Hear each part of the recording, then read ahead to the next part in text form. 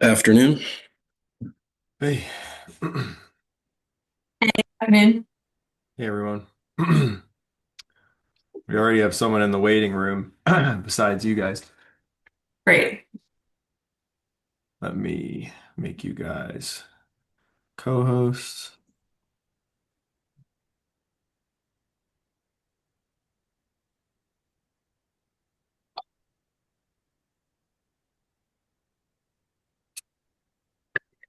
Cool. I'm just gonna test sharing real quick. Mississippi? Didn't know that they're joining. Y'all can see the map, right? Now we Yes. can.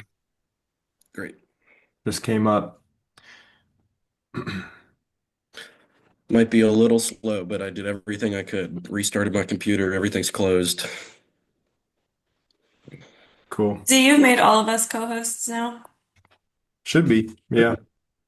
I'm gonna select the or unselect the participants can unmute themselves. Sounds I'll good. be right back. Yeah, we're up to 92 participants now, so if even half join, that's still pretty good. Yeah. Yeah. Let me test sharing because I want to see if it works when I put it in full screen mode.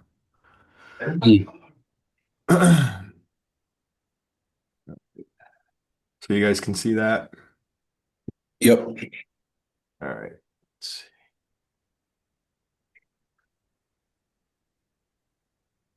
It's full screen now. Yep. Yep. Cool. This is the welcome slide that'll be up when we let people in.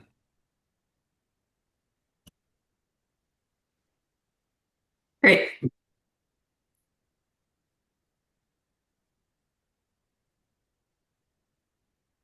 Cool. All right. Looks good. All right, we're going to do a test run. Does it appear that I'm reading? Thank you for joining us today for this important conversation about trail maintenance and the long-term sustainability of our multi-use trails. Does it look like I'm reading? I'm trying to figure out where to position my script so it It doesn't did look look like like I'm you were just reading. looking down a little bit. The trail building community has done a marvelous job of creating trails. Pennsylvania alone has over 2,000 miles of rail trails. As a society, we love building stuff and cutting ribbons, but often the critical part of upkeep is a tougher nut to crack. No one cuts a ribbon when it's time to clean a ditch. That Is was that better. better? Okay. Yeah, that sounded good. And then I'm turning it over to you after I say that, Z. I'm on for 30 seconds. That, I'm just kidding. More. yeah, I was gonna say, I mean, that's fine, but um, and then do we want to? I just thought of this, like, um, maybe Alexandra, you can do it, or Brett when you start off, but should we maybe just introduce like who we are all, you know, Yeah. um, Yeah. and our positions and whatever. Yeah. So who's doing like the lead off? Is that you, Alexandra? Yeah, I think when folks are beginning to join around noon, I'll probably say something and say like we're gonna begin at five after. And then at five after, I can read through everything that's on the slide one more time. Um, and I can introduce myself and then I can kick it to you, Brett, Okay. Um, if that works. Or if you want it to me to be more in the background, I can let you do that. how about how about we do this? You introduce yourself and do whatever. Throw it to Ryan.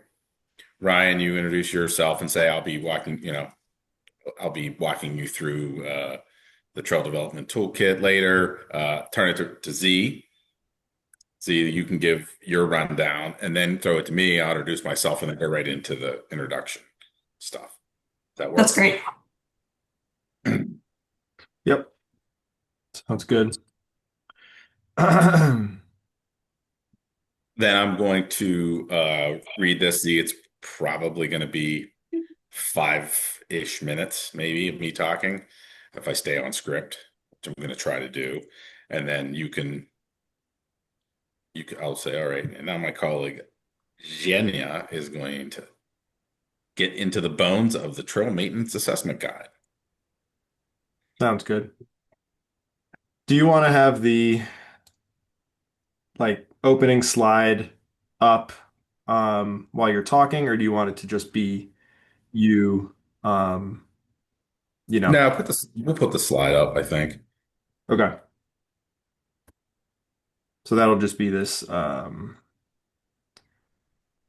this will be the slide that'll be up when we're letting people in um with the few notes. And then we can either leave that up when you're talking, or we can put this one up when you're talking. Um, let's because we're probably have people coming in, let's leave the first slide up. Yep, makes sense. Let's not, I mean, let's give people like 3 minutes. Let's not do 5. Okay. That's So fine. at 12:01, I'll reiterate things that are on the slide, introduce myself, and then kick it to Ryan. Yeah. Cool. So and then I will like a minute before, I guess like at 11:59, I'll share my screen, go in full screen mode, and then Ryan, you can start letting people in. Yep.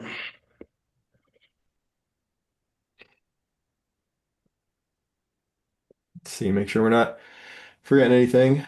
Let's see, I made you guys co-hosts. We turned off participants can unmute. Um, and then yeah, Alexandra, you will reiterate what's on the slide, admit attendees, introduce yourself. Um, so Brett, Alexandra's going to introduce herself, then send it to Ryan to introduce himself. Yep. Ryan or you, however you guys think it's best. Okay. Just provided I'm sort of the last one, so I can just. Go and do your thing. Cool. I got people coming in. Up to 6. Yeah, Brett, you were gone, but I said we're up to 92 participants registered, I think. So, you know, Yeah, I heard when I was walking out and I yep. yelled, "Holy crap!" So yeah, assuming probably at least a third of them won't actually show up, that's still like 60, which is pretty good. Yeah. I mean, I think we should be pretty dedicated to ending this thing at 1. Yeah. So how do we want to sort of be like, all right, thank you. Our hour's up. We want to stay on schedule. If, you know, you have additional questions or whatever, we have the contact information right out there. Yep. Yeah, and my um email will be on the last slide. So, we can just say, if there's any questions remaining or whatever, feel free to forward them to me. We're recording this. Yep. It's actually already recording. Well, that's what I'm wondering. Like, we can edit out if we want to share this, right? Like, so this won't be part of it, obviously. Hmm. We can, or people with skills greater than mine can edit it. Yes, yeah, we can definitely do that.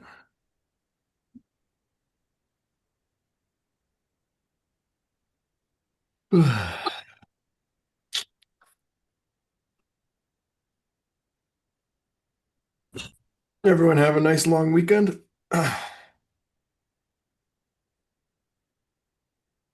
We had a pipe burst in our bathroom, and so we've got plumbers coming today to Fun. dig a giant hole in our kitchen. Nice. Mm. But that's a story for another time. Yeah. Well, at least you'll get to be gone for a couple days. Yeah. That's happening. Do you have water otherwise? Were you able to shut it off so you still It's have water? it's just the drains, so we just can't use the sink or the tub. We can use the toilet. So it's like the dirty water that is. Oh. I mean, dirty isn't like it's sink and tub water. It's not sewage, at least that flooded into our kitchen. Z, do you want to pull up screen share? Yep. Do that now.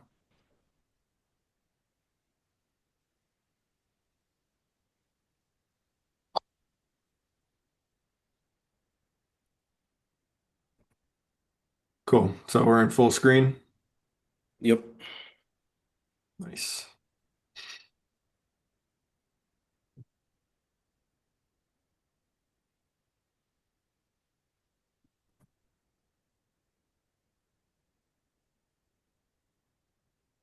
All right. I'm going to let in 16 people. Cool.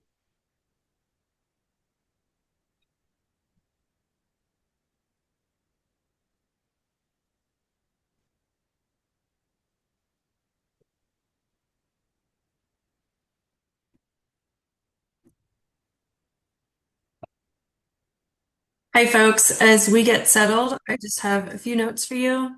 This meeting is being recorded. We do have the Q&A function enabled for this meeting. And so we ask that if you have any questions for the team throughout the webinar or during the Q&A section, please use the Q&A box. And you can go ahead and introduce yourself in the organization. And then throughout the webinar, if you have any technical issues and are not able to chat with us, you can email either me or Ryan Kurtz directly, and our emails are on the screen. We are going to get started in just a few minutes.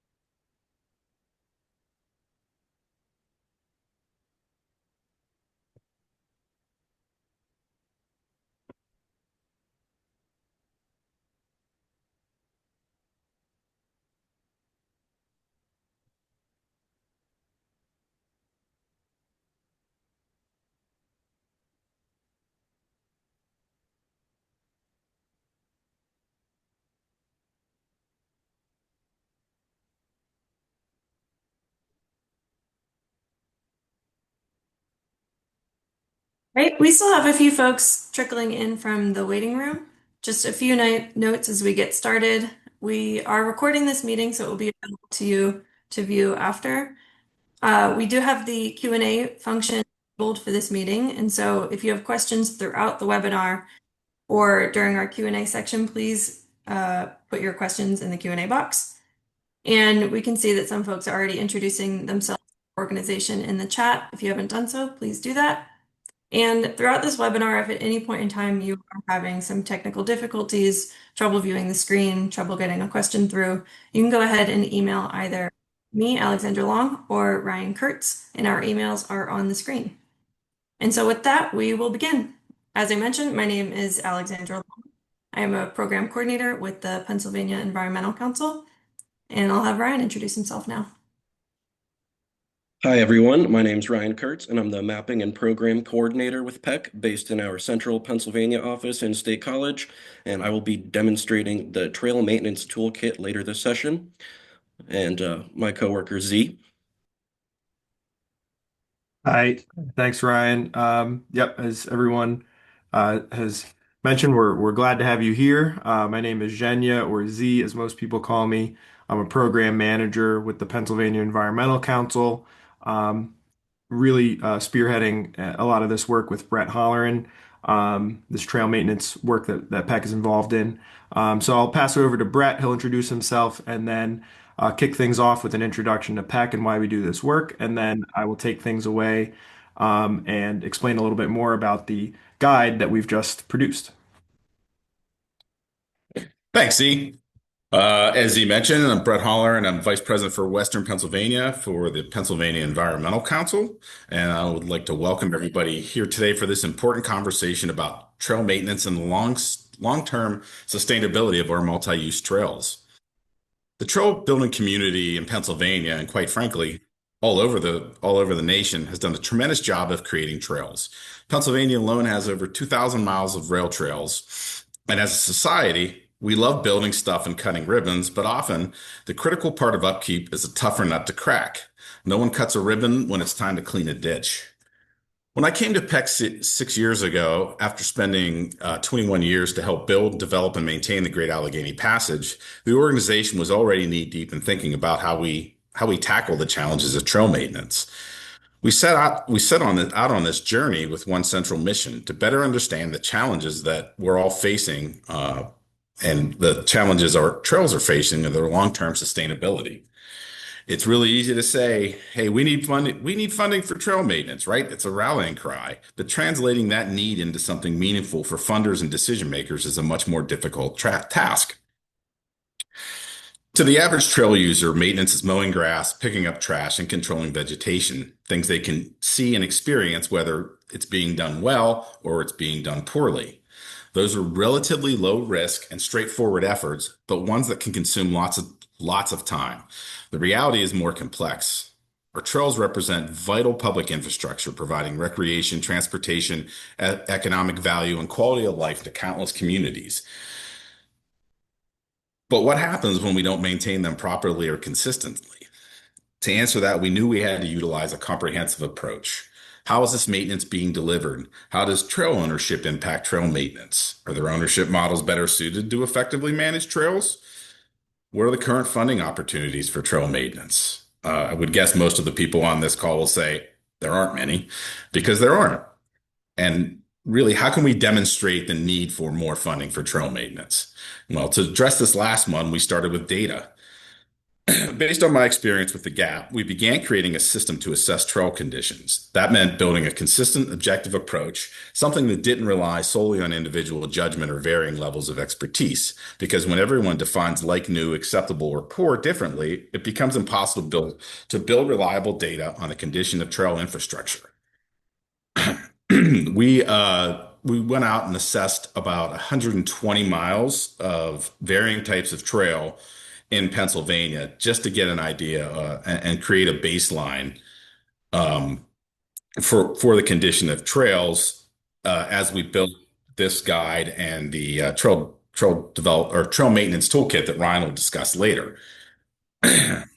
We needed this assessment guide, which is a visual standardized reference that helps ensure we're comparing apples to apples across different trail systems. It defines clear baseline criteria for rating trail infrastructure, from like new to poor to in need of further evaluation. This tool will empower staff and volunteers alike to assign values accurately and consistently to trail assets and amenities. The Pennsylvania Environmental Council has long played a role in helping to build out trails, make strategic connections, and expand mileage across the Commonwealth. So it was a natural evolution for us to begin asking, how do we sustain the infrastructure we helped create?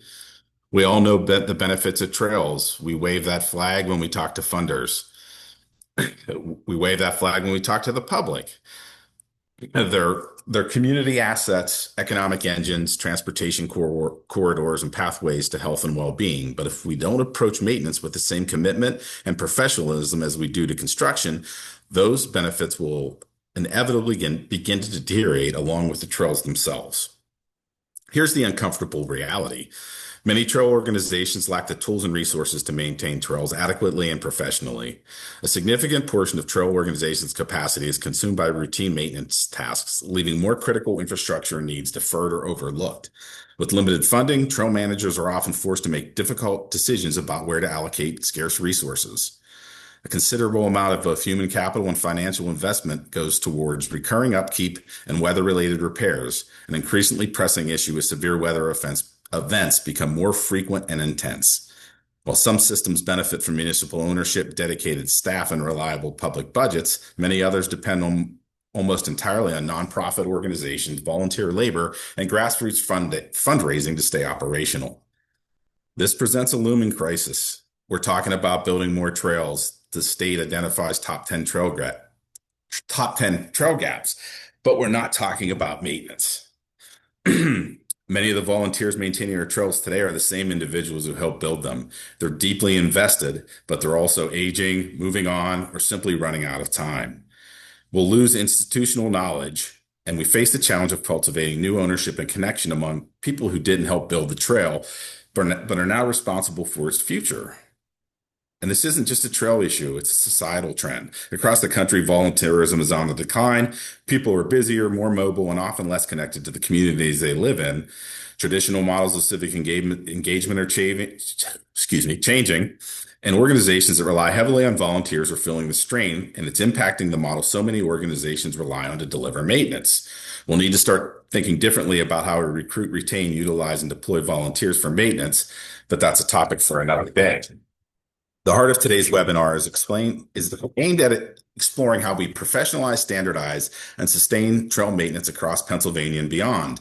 We'll dive into a tool we believe to be comprehensive as a resource regarding trail maintenance as there is today. The Trail Maintenance Assessment Guide, a visual reference for evaluating and sustaining multi-use trails, can provide the foundation for a strategic approach to ensure the long-term sustainability of our trail networks, not just for today, but for generations to come. Let's get started, Z. Thanks, Brett. That was a great introduction to the work we're doing here at PEC, and what I'm going to sort of dig into now with the report itself. Just a couple quick notes. Again, before we get started, thank you everyone for joining, giving us an hour of your time. We know this is lunchtime for many people. It's partially why we scheduled it during this time. So if you got to have a snack while we're chatting, certainly don't worry about that. We hope we'll keep you entertained for this hour. And yeah, we do aim to wrap this up at 1. So I'll jump into my presentation now. And as Alexandra mentioned before, please enter any and all questions into the Q&A box, and we will have plenty of time to answer them at the conclusion of my portion of the presentation. So, as Brett mentioned before, and a lot of what I talk about will have already been prefaced by Brett, but PEC has been, the Pennsylvania Environmental Council has been focused on trails and outdoor recreation for over 20 years at this point. The reason that we are interested in trail, we're a 55-year-old nonprofit conservation and environmental organization. And the reason that we got interested in trails and outdoor recreation in particular, which I'm sure a lot of you understand, on this call already, is that trails are kind of the gateway drug to environmental stewardship and conservation.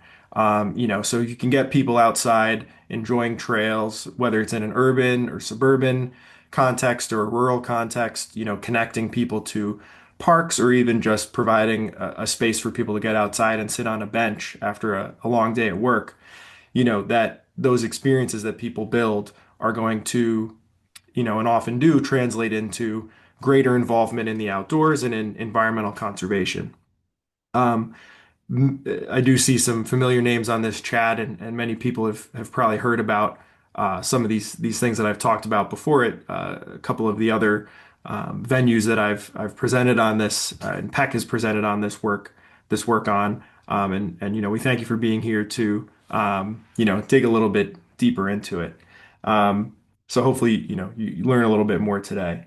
As Brett mentioned as well, he's the vice president of Western Pennsylvania, and he came to PEC with experience having really helped complete the Great Allegheny Passage through Somerset County, and saw firsthand the great benefits that building that trail brought, but also the immediate maintenance issues that communities and the county was faced with in terms of keeping that up to date.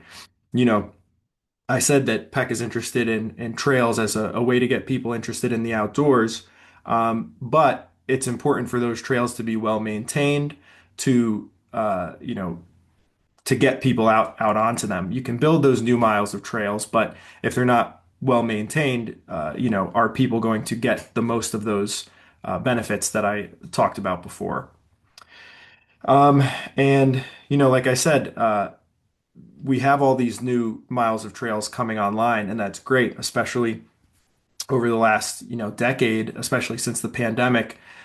We've seen a lot of funding go towards the development of new trails, which is great. It's great to see new miles of trails being built.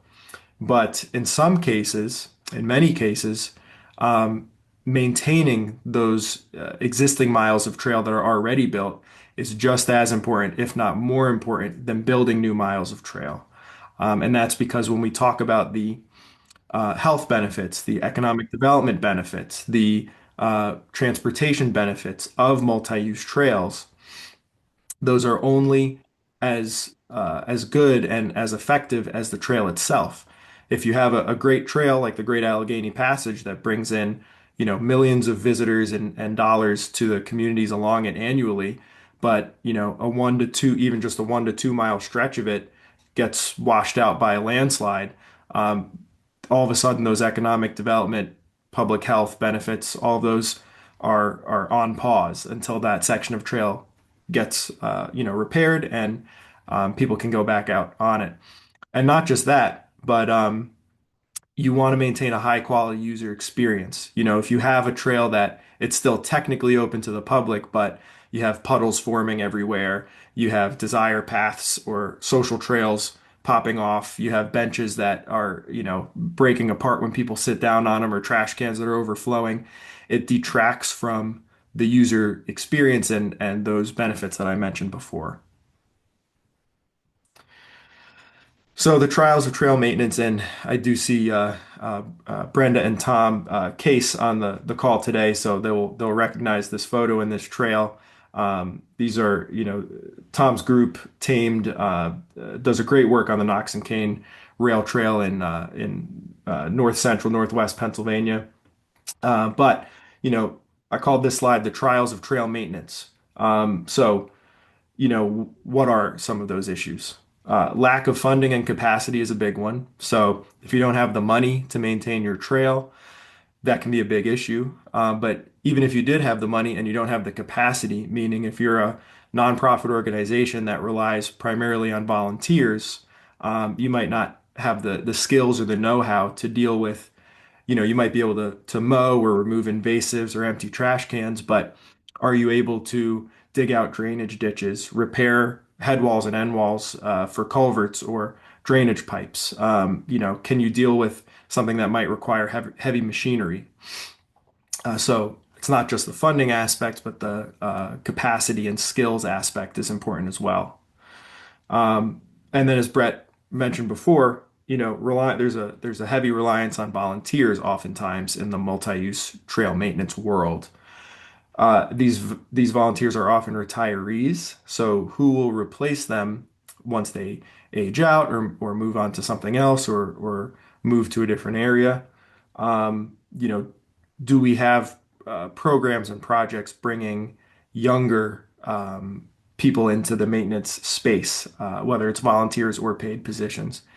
We do go into this in the report as an example, but here in Pennsylvania, There's a program called the PA Outdoor Corps program, which is offered by the Pennsylvania Department of Conservation and Natural Resources, and that's a paid position for young adults, either just coming out of college or even in high school. There's youth corps as well that really offers a professional development pathway. And they're not just focused on trail maintenance, but that is one of the things that the crews can get involved in. But other things they do is, related to state parks and state forests. That's a great. I see Kelsey's showing some love for that. She's involved with that program at DCNR. So, that's an example, but do we have enough of those across the state and across the country to really get the next generation involved in trail maintenance? And then, another issue with volunteers is being the main source of trail maintenance is local experts. So that's great. Many trail groups have a few men or women who have all the knowledge in their heads about where every pipe or culvert is along a trail. But is that information recorded anywhere, especially online? Is it somewhere that it can be saved to a cloud? So if that person moves on, that information just doesn't get lost. It's actually recorded. And that's what Ryan is going to get into later with PEC's Trail Maintenance Toolkit. That's an offering to sort of digitize and protect that information from getting lost. And then, a big issue is how do you best spend maintenance money that you do have? So, as I mentioned before, do you know where all of your trail infrastructure and amenities are? Do you know what it all is and how it all works? The Trail Maintenance Toolkit can offer some insight into that and some help with that as well.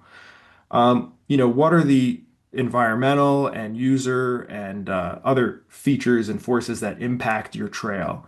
Like if you see an issue forming on a trail, like a puddle that never seems to go away in the middle of your crushed gravel trail, do you know why that's forming? And if you do know why it's forming, do you have an idea of how to prevent it from happening in the first place and how to fix that issue in a sustainable manner so it doesn't come back again in the current day? This report also, we understand that funding and capacity is limited. So this report also looks at prioritizing issues. We know it would be great if we all had the money and the staff and the resources to just fix every issue as they happen.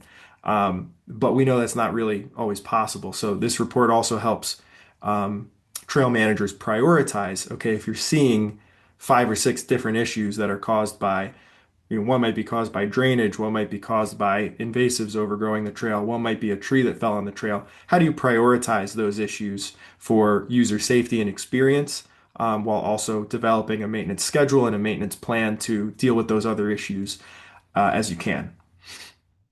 Um, and as Brett mentioned before, mowing is certainly important. That affects user experience, but so is the need to maintain key infrastructure. So when you're focusing on, the aesthetics of a trail, basically, uh, that can be great in the short term, but meanwhile, the literal foundations of your trail could kind of be cracking, and if they're not dealt with in a proactive and an ongoing manner, a scheduled manner, you're going to have issues down the line. So, this was a fun slide to put together. These are kind of the case studies from our report. I'm sure that many of you, I don't know if you can raise hands or drop in the chat, but how many of these issues have happened on a trail that you manage or visit? I'm sure that many people on this call have seen one or all of these issues. So, if we look over here at trail surfaces, this is an asphalt paved trail where, they must have done some work on a pipe or some wiring that went under the trail. Well, they dug it up, maybe didn't have the money to actually repave that section of the trail. So, they did the best they could and if we're given the benefit of the doubt and just threw some gravel down, well, this creates, several issues. One being if you're riding fast on a bike and you don't see it coming, you also don't see any warning signage in this photo. You might hit that bump and go flying off. it could create an issue for ADA accessibility if you're in a wheelchair, so, and you can see some other cracks further down the way. Signage, this is a common one that you see in urban and suburban areas, especially. You know, a little graffiti on a sign, may not be the end of the world, but if it's getting to the point where you can't read what's actually on the sign at all, then you might want to start thinking about replacing that sign. Trailheads are often just as important as the trail itself because that's the welcome, that's the front door of the trail. So if people, pull up to a trailhead and see that they might need a lifted truck or SUV to get into it without bottoming out, that might be a turnoff for some people. Some people might love that. I'm sure there are some off-roading enthusiasts in the group here, but other people might be coming with a vehicle that can't handle that, and that if they're a first-time user of that trail, that could be something that would turn them off from returning again in the next time. We have trail obstructions, as Brett mentioned, with more severe and frequent severe storm events. You're going to have more of these sorts of issues, not just washouts, but also it's great to have trees alongside your trail, give people a sense of peace and calm as they're experiencing the trail. But if you have heavy winds or rain or even just aging trees, those can fall and literally prevent a barrier to your trail and to people utilizing it. Also a danger. Then you have trail amenities, so fences, but also things like benches, bike repair stations, all sorts of things like that. You can see here that this one has been broken and not repaired. This one appears to be not super close to the trail edge, but we have seen examples where you have these sharp pieces of wood like this and they're right up against the side of the trail. That prevents a real safety issue. If someone's riding down the trail at high speed and veers off into the edge, they could sustain a serious injury if something like that is not dealt with. It's also just detracts from user experience when you see dilapidated fence like that. And then we have, this drainage infrastructure. So we'll get into this in a slide or two, but water and drainage are really the number one issue that affects multi-use trails and their longevity and sustainability. Here you can see that there was a creative solution to dealing with the stormwater runoff. This trail in particular was a rail with trail, so it's next to a rail line. So, and we see that in many cases in Pennsylvania, especially, but across the United States. Many of our trails are on active or former rail lines and using the drainage infrastructure that was built for those rail lines sometimes 100 or 150 years ago.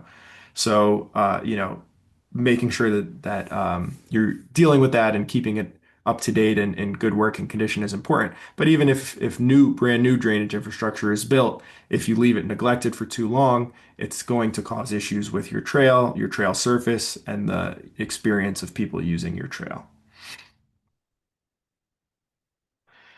So now we'll get into the report itself. In these next few slides, you're going to see spreads from the actual report, so you can get a little sense of what the report looks like.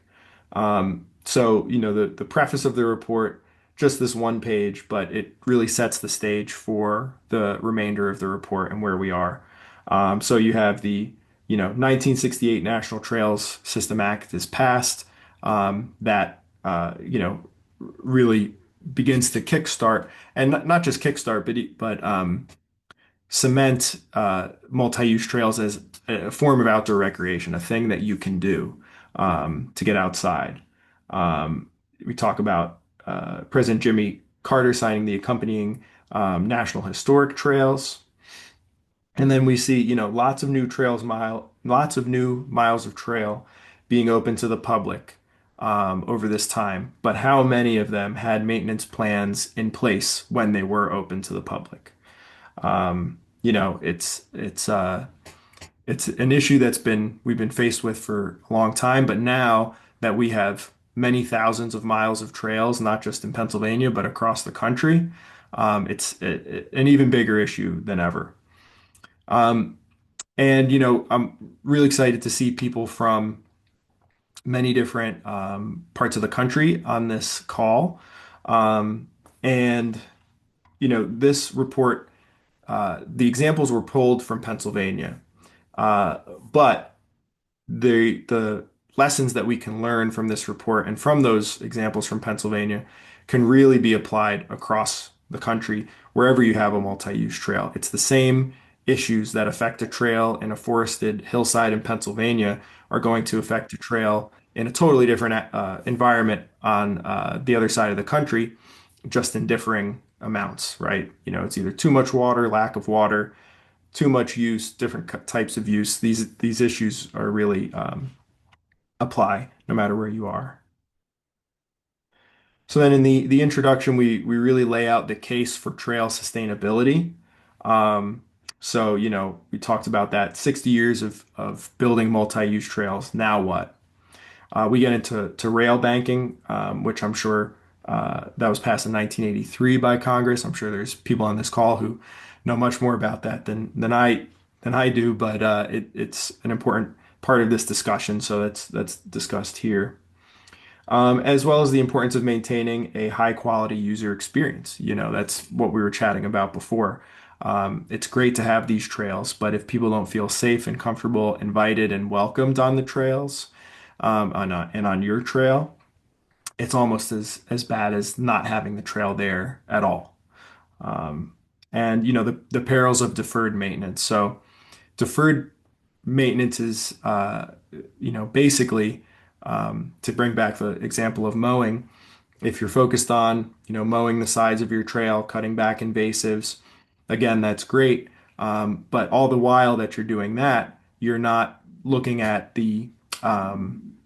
let's say the end wall on one of your drainage pipes that's starting to crumble. And you say, oh, it'll be fine. It'll be fine. Keep mowing. It'll be fine. Keep mowing. It'll be fine.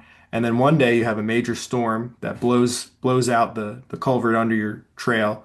The end wall collapses. And now instead of you know, an issue in the tens of thousands of dollars to fix, like reinforcing the end wall, you're left with something that could be hundreds of thousands of dollars, if not millions of dollars, when you have an entire section of your trail that's blown out.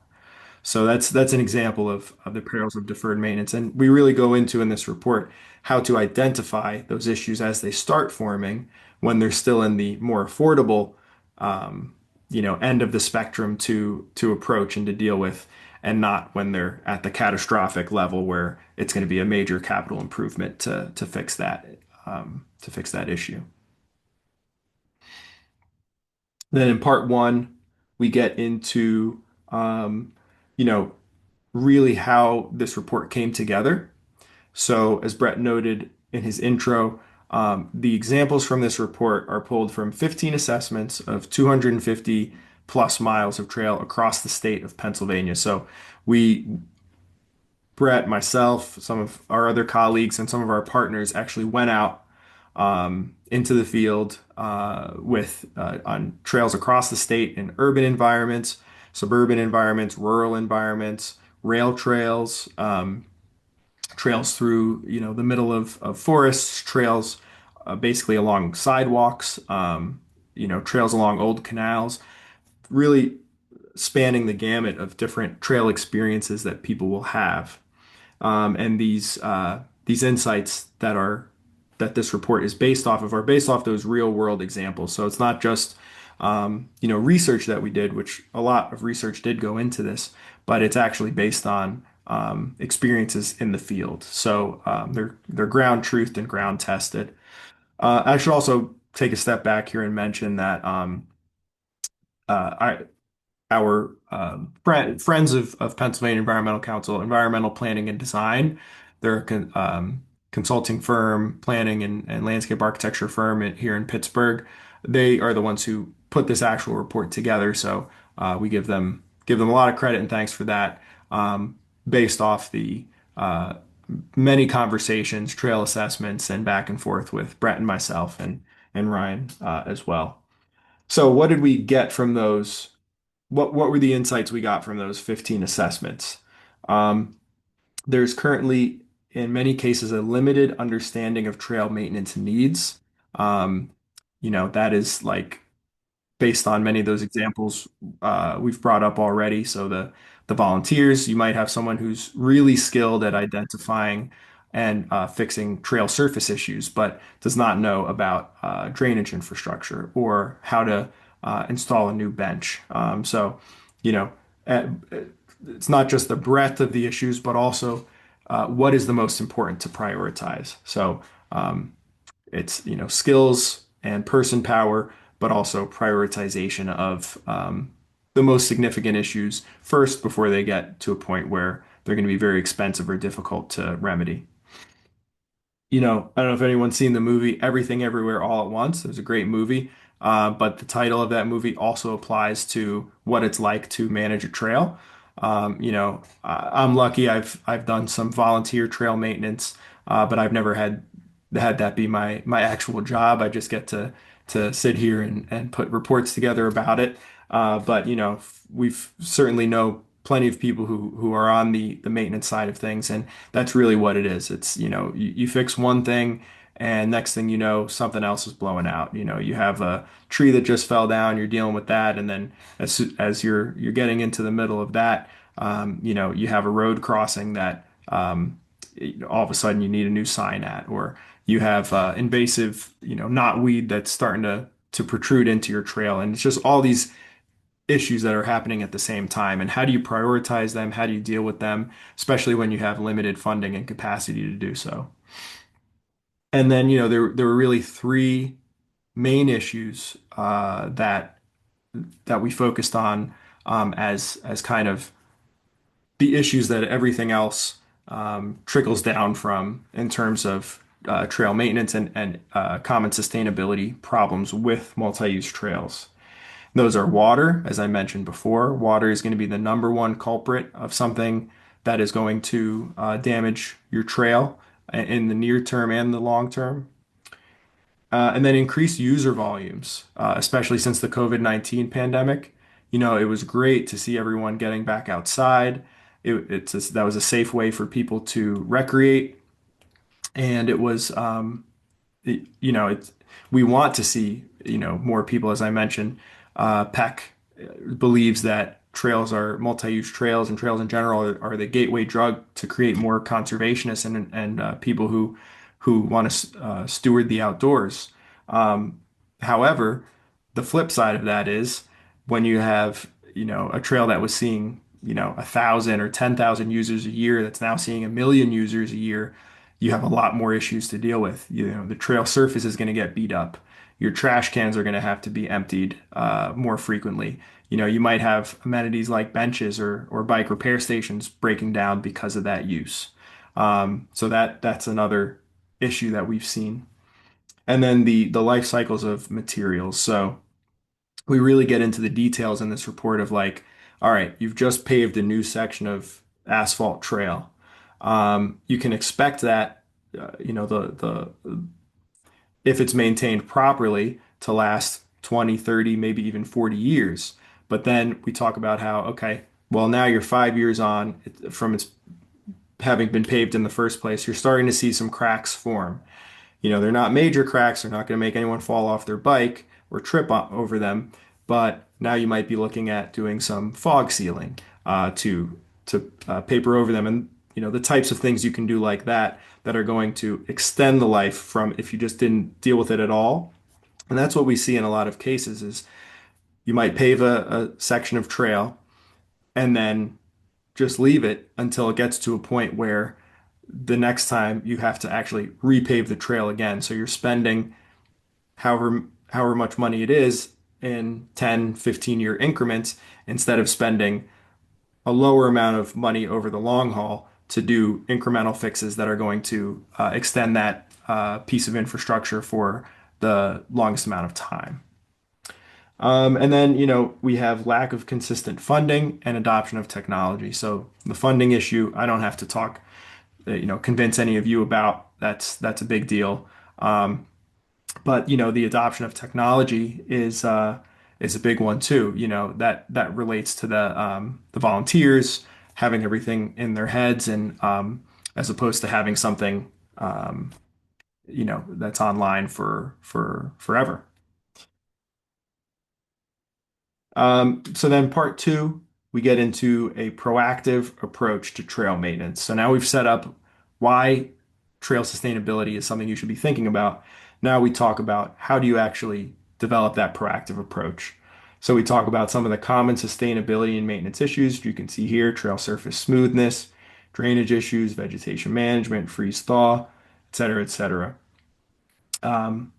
The importance of conducting regular trail assessments. So that's really a big thing is anyone who has spent much time managing trails kind of knows this without without without it being said. But it's important to get out there, whether it's once a season, once a month, once a week during certain times. We do provide also a draft template intended to be a draft for developing a trail maintenance schedule.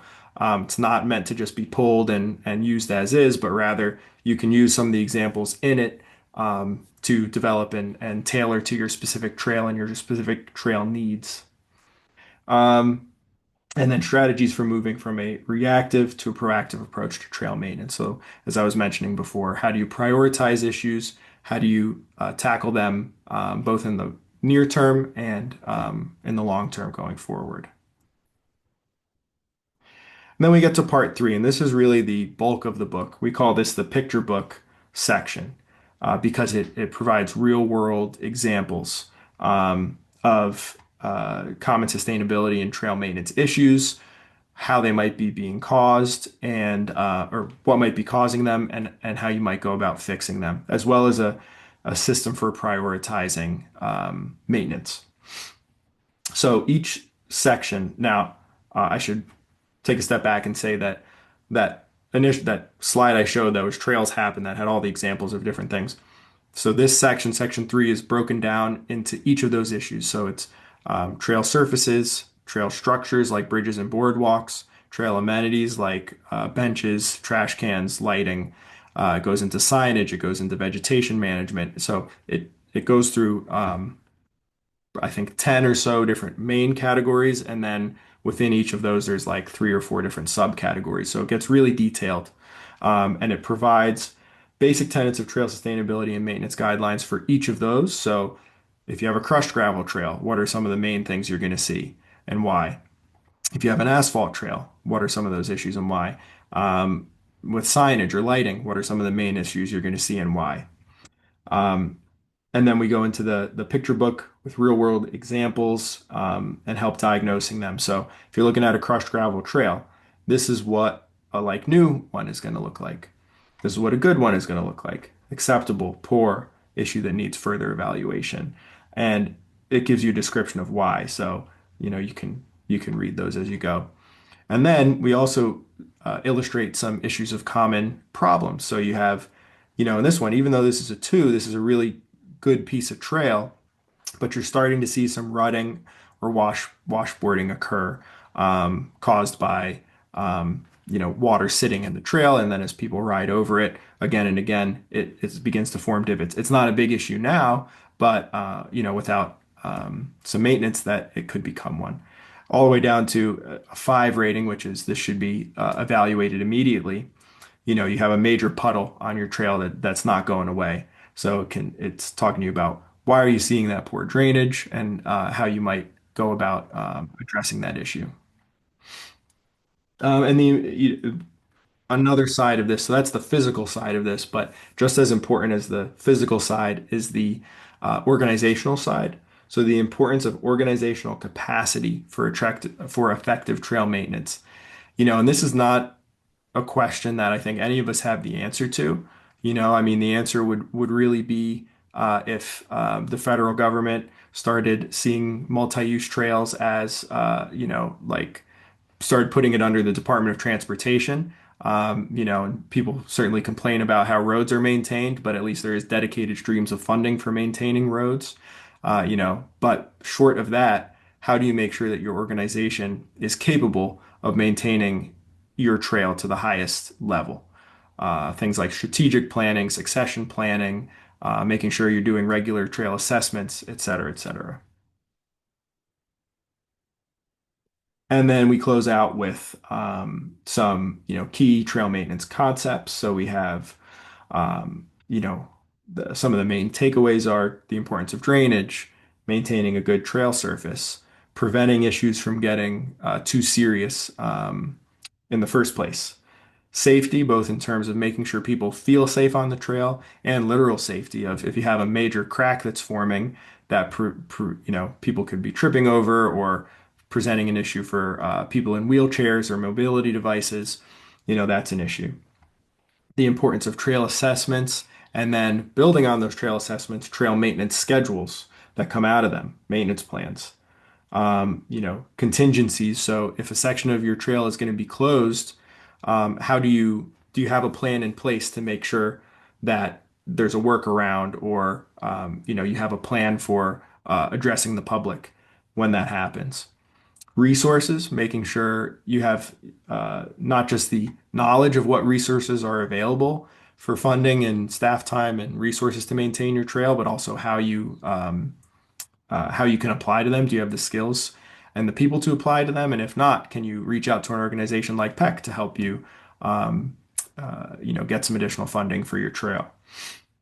And then, of course, trees and vegetation management.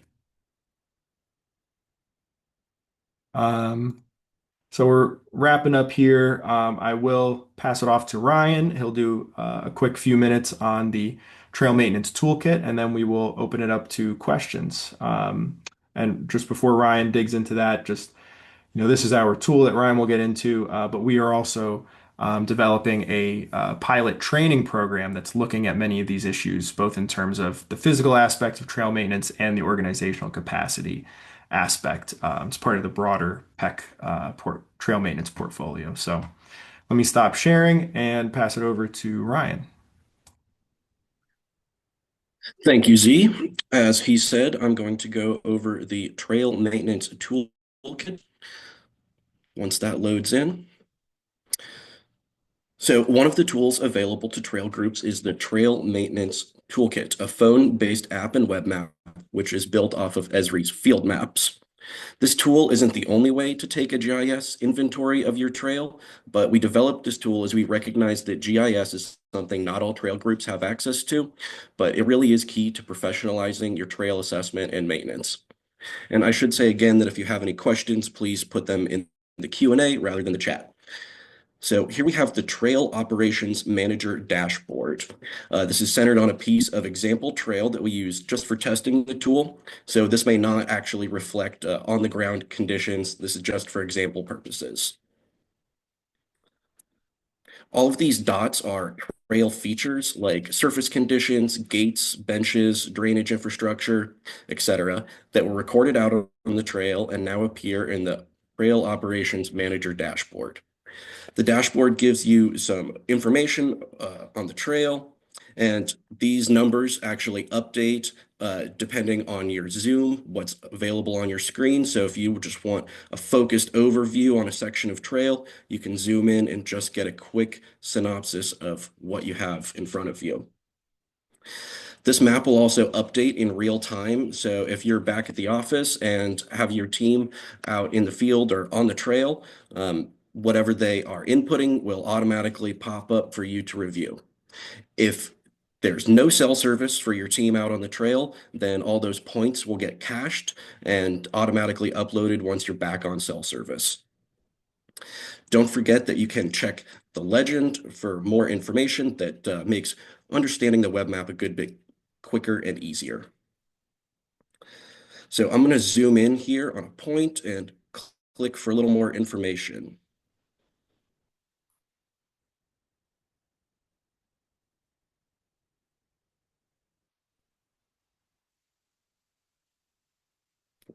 Once it loads in.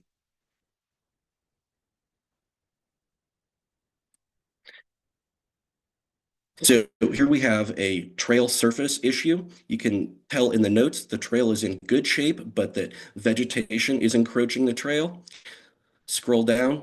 Yep. There's a photo, helps us know exactly what we're talking about, where it's at, and you can send your team out to address that. Some other examples would be Let's see as it loads in. This is a gate on the trail. This is in good condition. You know exactly where it is and you know what it looks like. So if any issues do arise, your team can be out there to take care of that right away.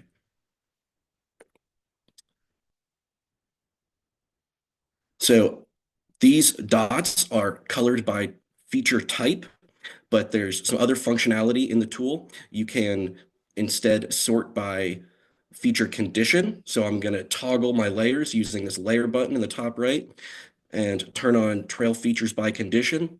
This is another really helpful way to get a glimpse of the status of all your features. It also pops up with a helpful icon so you can tell what you're looking at without having to click for more information. Let's see. When you change the layers, this doesn't change any of the data. It only changes the way that it's visualized. So maximizing what you can do with that. Let's see. This web map really is just a great way to understand trail issues, get your team out into the field and aware of what you have, keep everybody on the same page. And it's really key to professionalizing trail maintenance and trail assessment for maintenance. This is just intended to be a brief overview, but if you have any more questions, please reach out and we can discuss. Back to Z. Hey, real quick, Ryan, I just want to add that this was the tool we used for the assessments on the trail, and during that process of those assessments, we've been refining the tool, hopefully making it ready for the masses. And one of the other things I want to do is the picture portion of the assessment guide is meant to pair up and can be a companion to that to provide those, opportunities for volunteers, staff in the field to be able to look and judge what the condition of a particular feature is. So you're starting to get consistency and taking, sort of user, the individual judgment piece out of it and get that consistency. And then you can take this data and use it. For instance, when you're installing a new feature, say maybe you're putting in a pavilion at a trailhead, you're cataloging it, you're putting when it was installed. You can enter a bunch of information in this, so you can use it as an assessment tool, but it also can be very helpful from a management standpoint, and it creates the institutionalization of trail maintenance, and not that Bob remembers when that got installed, because when Bob's gone, so is that information. Thanks, Brett. So we will open it up to questions in just a minute, but to wrap it up, and thanks, Ryan, for that walkthrough. Just to wrap it up, if you are interested in getting your hands on a copy of the report, you can reach out to me. Here's my email. I will drop it in the chat as well. But send me an email if you're interested in learning more about the tool and or the report.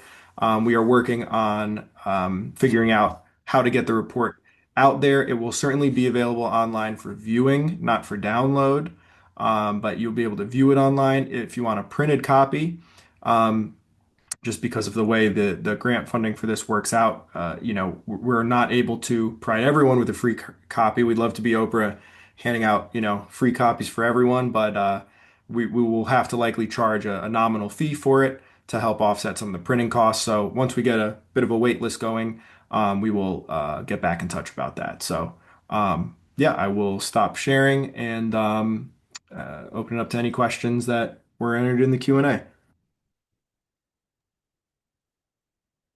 Thank you, Z, Ryan, and Brett. I'll be managing the questions. Um, as mentioned, we're going to prioritize the questions that are put in the Q&A, but if you're having trouble with that, feel free to put them in the chat and we'll try to get to them in the time that we have remaining. So to begin, I see a question that is for trails with novice volunteers. Will there be how-tos or links to videos and resources on how to fix the trail? For example, addressing large puddles, muddy patches, large fallen trees, bench repair, etc.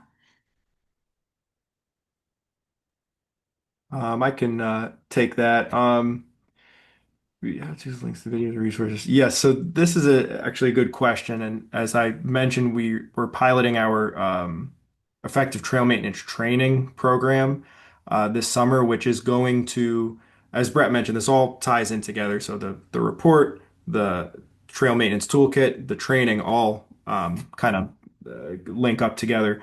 And we will be developing some of these how-tos and videos as well as resources through the production of that training program.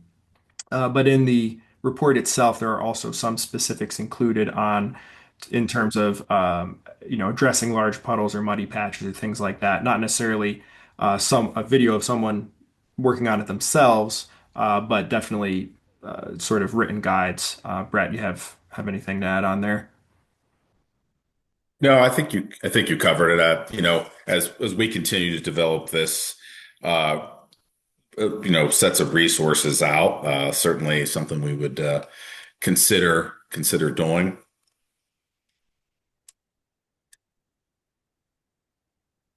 Alrighty, thanks, E. And then I see another question that is your toolkit available to all organizations, or should we use it as an example of how to build our own toolkit?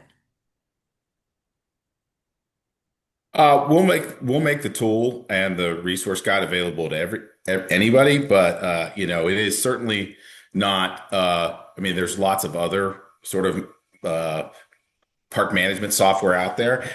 Might be cost prohibitive, particularly if you're a nonprofit organization. But there's lots of different ways to sort of do that assessment and geolocation tools. The the website, the what you see is all Esri products.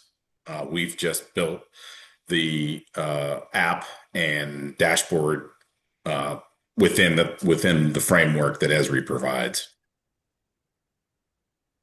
Yep. So certainly, as Brett mentioned, the idea is to make the toolkit available outside of PEC. Um, but there will be likely some cost associated with it, though certainly lower cost than you'd pay for many of the other platforms out there. Yeah, the Esri. I mean, you need you need to pay for like you. There is a web based Esri applications, but I believe you need. And Ryan, you're our GIS guy. Um, if you want to touch on the platform itself. Yeah, so it's built through Esri field maps, and that requires a whole Esri suite, which is quite cost prohibitive. This is a much cheaper option to get all of that functionality packaged nice and clean, and it's going to be much cheaper than building it yourself.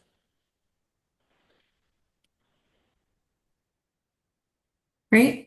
And then I just see another question about the cost of this also. Could we just do one more run through of um, what it might cost to have access to this or how it's going to be made available to everyone? See? Yes, definitely. Yeah. So, and this is something that we are um, working out to, I guess, give full transparency. This We have worked with environmental planning and design, who helped us develop the report, has also been helping us to develop this tool. And we're basically in conversations with them now about how to um, transition all of that infrastructure, online infrastructure that they've built to PEC. And so, once that happens, we'll really be able to provide more information about, how this tool can be deployed to anyone, really, at hopefully lower or minimal cost. So, like I said, if you're interested in both the report and or the tool, certainly send me an email. I'll create a wait list, and we'll make sure to share information as that. And this isn't something that's like next year, probably going to be, next several months, that this stuff will become available. Great. Thank you, C. Looking through our questions, I'm seeing a few on the timeline of this. So as Z just mentioned, looking to have this published and available within the next few months. Z, is there anything else about the timeline that you specifically want to touch on? No, so yeah, I mean the report itself is completed, and shortly after this webinar, um, we'll be posting it on our website. So I can share that out with anyone who's interested as well for viewing, but not for download. So to get your hands on an actual physical copy, sign that wait list, and we can get you one. Um, you know, so, relatively soon, I would say. Just kind of have to gauge interest first, and then figure out how we're going to end up printing it. Yeah, the whole goal for all this work really is to make these tools and resources available at little to no cost to trail organizations because we recognize that that's one of the challenges trail organizations face is limited budgets. We we don't see this as a money making venture by any stretch of the imagination. We see it as a means to help ensure that all this wonderful trail infrastructure that everybody on this call has probably had a hand in building is going to exist over the long term.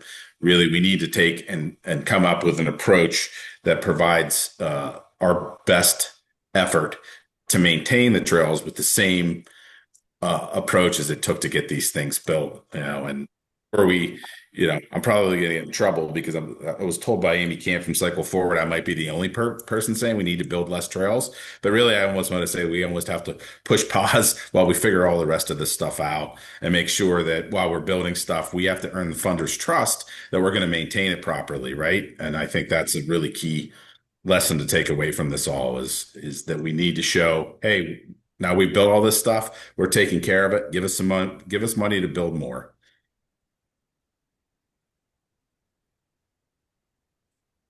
Alrighty, we are at 1 p.m. and I haven't seen many new questions coming through the chat. As a reminder, you can reach out to Z. His email is in the chat. If you have any other questions, yeah, final word, Z. Brett. I just want to thank everybody for taking the time to listen to us talk. Thanks, everyone.